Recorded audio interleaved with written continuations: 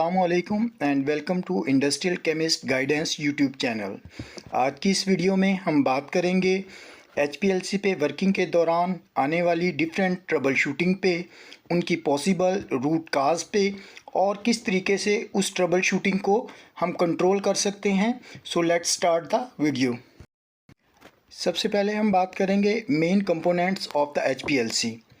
अगर हम left side से स्टार्ट करते हैं तो सबसे पहले यहाँ पे मोबाइल फेस आपको नज़र आएगा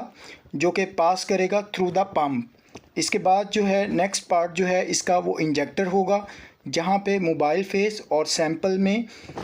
मिक्स अप होना है दोनों चीज़ों को। और इसके बाद वो जो आपकी मोबाइल फेस है वो ट्रैवल करेगी टूवर्ड दी कॉलम,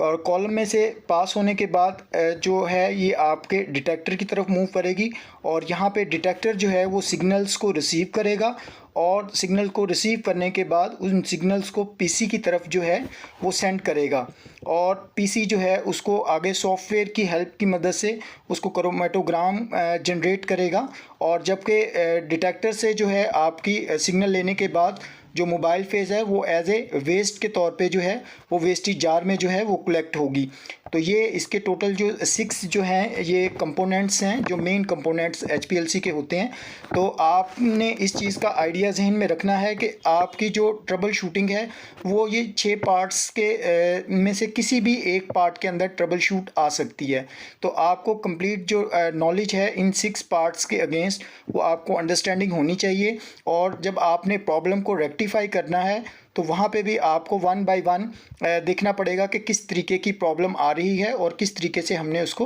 रेक्टिफाई करना है। तो अब हम जो है वो प्रैक्टिकल एग्जांपल्स के साथ इस चीज़ को डिस्कस करेंगे कि अगर किस तरीके की ट्रबल शूटिंग आपके सामने ऑब्ज़र्व होती है तो किस तरीके से हमने उसको ओवरकम या उसको मिनिमाइज़ करना है। रूटीन की वर्किंग में नॉर्मली 5 टाइप की जो है प्रॉब्लम्स हमें आती हैं।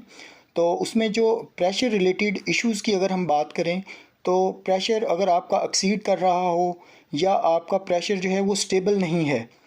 तो इसकी जो पॉसिबल जो रूट काज होगी वो ये हो सकती है कि या तो आपकी जो कंपैटिबिलिटी है मोबाइल फेस की वो आपके कॉलम के साथ प्रॉपर कंपैटिबल नहीं है, या सेकंड रीज़न ये हो सकती है कि वो जो उसके अंदर एयर बबल आ गया, जो आपकी पाइपिंग है जहाँ से मोबाइल फेस पास हो रही है उसके अंदर कोई एयर बबल ट्रैप हो गया है, या आपकी जो है मोबाइल फेस वो प्रॉपर आपने फ़िल्टर नहीं की ये और वो कंटेमिनेशन है उसके अंदर। तो ये जो रीज़न्स हैं इसकी वजह से क्या होगा कि ये आपको जो प्रेशर से रेलिवेंट जो हैं प्रॉब्लम्स वो आपको फेस करनी पड़ेंगी। अगर प्रेशर जो है वो प्रॉपरली राइज़ नहीं कर रहा, यानी कि वो जितना प्रेशर उसका आना चाहिए वो उसको अटेन नहीं कर रहा, तो इसकी बैकग्राउंड में इसकी जो रीज़न है वो ये हो सकती है कि आपकी जो पाइपिंग है वो माइट भी किसी जगह पे लीक की प्रॉब्लम कर रहा हो, स्पेशली जहाँ पे आप उसको कॉलम के साथ अटैच करते हैं तो आपने वहाँ पे उसको जो है दोबारा से उसको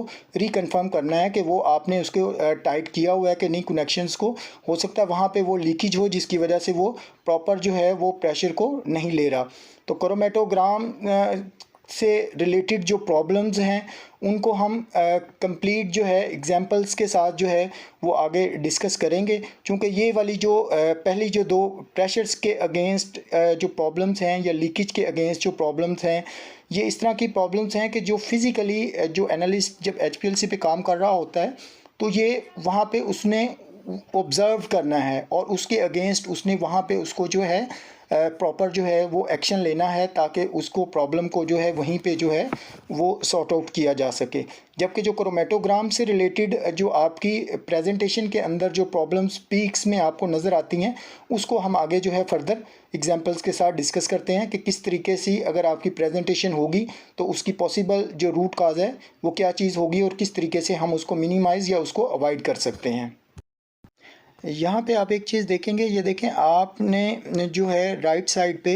आपने जब काम स्टार्ट किया था तो आपकी जो पीक्स का जो पैटर्न है वो नॉर्मल है, लेकिन कुछ टाइम के बाद क्या होता है कि वर्किंग के दौरान आपकी पीक जो है वो फ्रंटिंग जो है वो करनी शुरू कर देती है, जैसे कि आपको ये लेफ़्ट साइड पे नज़र आ रहा है। तो ये जो लेफ़्ट साइड की जो फ्रंटिंग है, इसकी जो मेन रीज़न है वो पॉसिबल रीज़न एक ये हो सकती है कि आपका जो कॉलम है वो उस टाइम पे आपने उसको कंटिन्यूस इतने नंबर ऑफ़ इंजेक्शंस जो हैं वो इंजेक्ट किए हैं कि वो कॉलम जो है आपका वो ओवरलोड हो गया है। तो इस चीज़ से ओवरकम करने के लिए, इस प्रॉब्लम को आपने जो है सॉर्ट करने के लिए आपने क्या करना है कि आपने अपने कॉलम को जो है वो दोबारा से जो है वो प्रॉपर वॉशिंग करनी है, और उसकी वॉशिंग करने के बाद फिर दोबारा से आपने उसको मोबाइल फेस के साथ सैचुरेट करके और फिर दोबारा अपनी जो है टेस्टिंग को कंटिन्यू करना है। इसी तरह सेकंड एग्जांपल में आप देखेंगे कि राइट साइड पे नॉर्मल पीक्स का पैटर्न है, जबकि लेफ़्ट साइड पे जो है पीक्स जो है वो ब्रॉड होना शुरू हो गई हैं। तो अगर आपकी पीक्स ब्रॉड होना शुरू हो गई हैं तो इसकी एक पॉसिबल जो रूट काज है वो ये हो सकता है कि आपका जो कॉलम है उसकी जो एफिशिएंसी है वो उसमें लॉस हो रहा है। तो आप उसके अगेंस्ट उसकी जो थ्रेटिकल प्लेट्स हैं जो आपने जब वर्किंग स्टार्ट की थी, या कॉलम को जब आप फर्स्ट टाइम यूज़ करते हैं, तो उसकी थ्रेटिकल प्लेट्स को जो है उस पर्टिकुलर वर्किंग के अगेंस्ट जो है वो रिटन फॉर्म में कर लिया करें, और दरमियान में जब इस तरह का अगर इशू आए तो उसकी थ्रेटिकल प्लेट्स को आप रिकैलकुलेट करके उससे मैच कर लिया करें। सेकंड, इसमें जो है वॉल्यूम वाइड का भी प्रॉब्लम हो सकता है। और थर्ड वन जो है, सम टाइम ऐसे होता है कि आपकी जो कंसंट्रेशन ऑफ एनालाइट होती है, जो टारगेट ड्रग होती है, वो आपके स्टैंडर्ड सॉल्यूशन के अंदर ज़्यादा होती है, और आप उसका वॉल्यूम जो है, इंजेक्शन वॉल्यूम, वो भी आपने ज़्यादा सेलेक्ट किया होता है, तो जिसकी वजह से आपकी पीक्स के अंदर जो है वो ब्रॉडिंग आनी शुरू हो जाती है। तो इसको आप ओवरकम कर सकते हैं कि आप अपने इंजेक्शन वॉल्यूम के जो है उसको कम कर दें, क्वांटिटी को, और या उसकी जो कंसंट्रेशन है उसको आप रिवाइज़ करके कंसंट्रेशन को जो है वो थोड़ा सा कम कर लें पहले की निस्बत, तो आपकी ये जो प्रॉब्लम्स है वो सॉल्व हो जाएगी।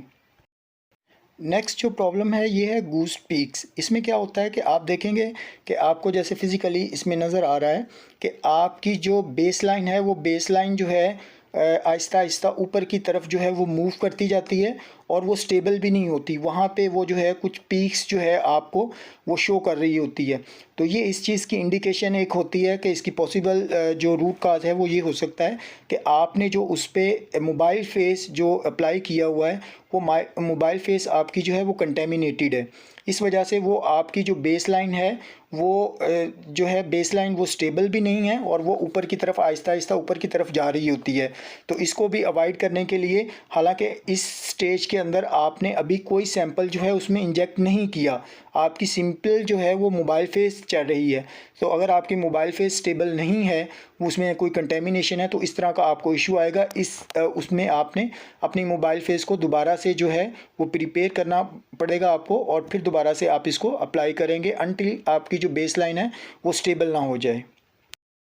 नेक्स्ट जो प्रॉब्लम है ये नॉइसी बेस लाइन की भी एनालिस्ट जब वर्किंग कर रहा होता है एचपीएलसी पे, ये रूटीन में ऑब्जर्व होती है। तो इसमें क्या होता है कि आप देखें आपकी बेस लाइन जो है वो स्टेबल नहीं होती, बल्कि उसके अंदर थोड़ी सी जो है वो डिस्टॉर्शन और ये इस तरह की जो है छोटी छोटी पीक्स जो हैं वो नॉइस की फॉर्म में मौजूद होती हैं। तो इसकी रीज़न ये होती है कि आपके जो सेल्स होते हैं, फ्लो सेल्स जो होते हैं वो प्रॉपर क्लीन नहीं होते, डर्टी हो चुके होते हैं, या आपका जो लैंप है उसकी जो शेल्फ़ लाइफ है वहाँ पे प्रॉब्लम है।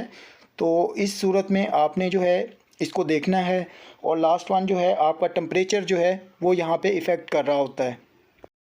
आपका जो कॉलम का टेम्परेचर है, यानी कि रूम टेम्परेचर, और आप डिटेक्टर का जो टेम्परेचर है वो फ्लक्चुएट कर रहा होता है, वो स्टेबल नहीं है। तो उस सूरत में भी इस तरह का प्रॉब्लम आपको आ सकता है। और लास्ट वन ये होता है कि सम टाइम ऐसे होता है कि आपकी बाकी सारी चीज़ें ठीक हैं, लेकिन क्या होता है कि जहाँ से पाइपिंग के थ्रू आपकी मोबाइल फेस जो है फ़्लो कर रही है, उस पाइपिंग में कहीं पे एयर ट्रैप हो गई है। तो वो जब एयर ट्रैप हो जाएगी तो वो भी इस तरह की एबनॉर्मल जो है पीक्स आपको शो करेगी एज ए नॉइस की, उसमें कि वो स्टेबल नहीं उसको होने देगी। तो इस सूरत में आपने उसको जो है अपनी मोबाइल फेस को जो है एक दफ़ा पंप को ओपन करने के बाद आपने उसको पर्च करवाना है, और फिर दोबारा से सिस्टम को मेक श्योर करना है कि आपकी बेस लाइन जो है वो स्टेबल है या नहीं है। अच्छा, एक नेक्स्ट इससे जो है एक प्रॉब्लम जो है वो रूटीन में अक्सर आ जाती है कि आपकी नेगेटिव पीक जो है वो स्टार्ट होनी शुरू हो जाती है। यानी कि आप रूटीन में जब वर्क पहले कर रहे होते थे तो आपके पास पीक नॉर्मल आती थी, लेकिन किसी स्टेज पे आके वो नेगेटिव पीक आपको शो हो रही होती है। तो इसकी जो पॉसिबल काज है वो यही है कि absorbance of the sample is less than the mobile face. तो इस सूरत में भी आपकी नेगेटिव पीक जो है वो सिस्टम जनरेट करता है। और सेकंड ये होता है कि आपकी जो मोबाइल फेस है जब वो कॉलम में से पास हो रही होती है तो वहाँ पे अभी वो प्रॉपरली जो है वो इक्विलिब्रेट नहीं हुई होती, जिसकी वजह से ये इस तरह की प्रॉब्लम आती है। तो इसमें आपने जो है वो कॉलम को प्रॉपर वॉश करना है और फिर दोबारा से उसको ज़्यादा देर के लिए जो है मोबाइल फेस को उसमें से पास ऑन करना है। नेक्स्ट जो स्टेप है इसमें हम डिस्कस करेंगे the importance of pH and buffers. इसमें एक एग्जांपल दी हुई है तो आप देखेंगे कि अपर वाली जो डायग्राम है इसके अंदर आपको जो है वो प्रॉपर 5 पीक्स जो हैं वो नज़र आ रही हैं। तो इसमें क्या किया हुआ है कि एक आपने बफर यूज़ किया हुआ है, दूसरा आपने ऑर्गेनिक सॉल्वेंट यूज़ किया हुआ है मेथनॉल। तो बफर की आपने पीएच जो है वो मेंटेन की हुई है 3.0, जबकि नीचे आप देखेंगे तो उसमें क्या है कि उसी तरीके से ऑर्गेनिक और इनऑर्गेनिक सॉल्वेंट जो हैं रेशो में यूज़ किए गए हुए हैं। सारी जो उसकी कंडीशंस हैं वो सेम हैं, लेकिन क्या किया हुआ है कि उसमें हमने बफर यूज़ नहीं किया या उसकी पीएच जो है वो प्रॉपर मेंटेन नहीं की। तो जहाँ पे आपने पीएच को कंसिडर नहीं किया उसकी मोबाइल फेस को, तो आपने देखा है कि वो जो है सारी पीक्स का जो पैटर्न है वो पीक्स जो हैं वहाँ पे डिस्टर्ब हो गई हैं और किसी किस्म का आपको जो है क्रोमेटोग्राम के अंदर रिस्पॉन्स नहीं मिल रहा। तो ये चीज़ इंडिकेट कर रही होती है कि जो आपने बफर की जो सिलेक्शन करनी है या जो भी आपके मोबाइल फेस है उसका जो फाइनल इम्पैक्ट है आपके क्रोमेटोग्राम पे वो किस तरीके से आता है। इसी तरह यहाँ पे एक और एग्जांपल हम डिस्कस करते हैं। तो इसमें आप देखेंगे राइट साइड पे हमने आइबोब्रूफन का जो है वो मॉडल लिया है। तो आइबोब्रूफन में अगर आप मोबाइल फेस की जो फाइनल पीएच है वो 4.4 करते हैं तो आप देखें मेन जो प्रिंसिपल पीक है उसके साथ आपको एक फ्रंटिंग जो है वो शो हो रही है और उसके साथ छोटी छोटी पीक्स जो हैं वो शो टेलिंग में भी एक पीक आपको शो हो रही है। जबकि जब आपने उसकी मोबाइल फेस की सेम वही मोबाइल फेस है, जस्ट उसकी आपने पीएच जो है 3.0 पे जब मेंटेन की है तो आपकी जो है प्रिंसिपल पीक वो सेपरेट हो गई है और किसी किस्म की उसके अंदर कोई डिस्टॉर्शन, कोई फ्रंटिंग या टेलिंग जो है वो नज़र नहीं आ रही। तो ये पीएच का इम्पोर्टेंस है कि किस तरीके से आपने अगर इस तरह के इश्यूज़ आ रहे होते हैं तो अपनी फाइनल मोबाइल फेस की पीएच को मेंटेन करते हुए इनसे आपने किस तरीके से जो है वो छुटकारा हासिल करना है। एक चीज़ जो सबसे इम्पोर्टेंट है वो आपने हमेशा याद रखनी है कि when ever you have corrected any problem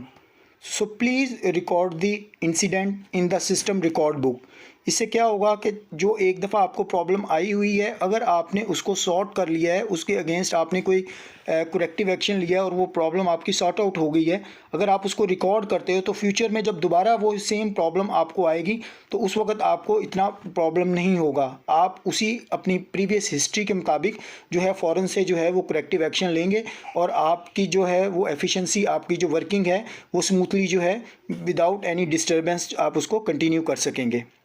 मज़ीद इंफॉर्मेटिव वीडियोस देखने के लिए चैनल को सब्सक्राइब करें और वीडियो को लाइक करें। अल्लाह हाफिज़।